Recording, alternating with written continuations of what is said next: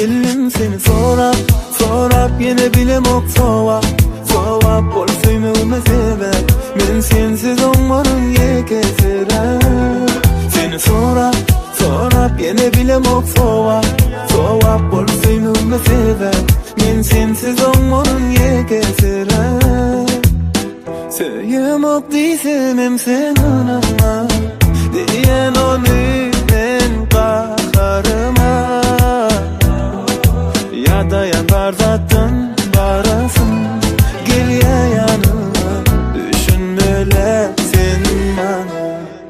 Geldim seni sorap yine bilemok sovap bol söymegime sebep men sensiz olmanın yekesirem.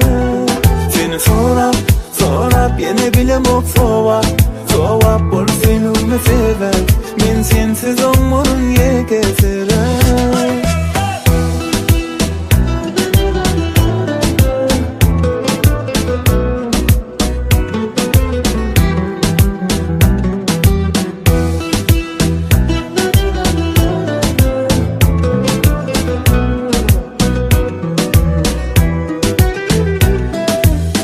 Gürleşip bilemok senin taşta bilyen ayar senli men başka.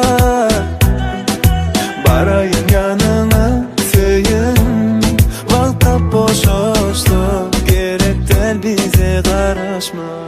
Koluyan yine sen yanına görmene seni.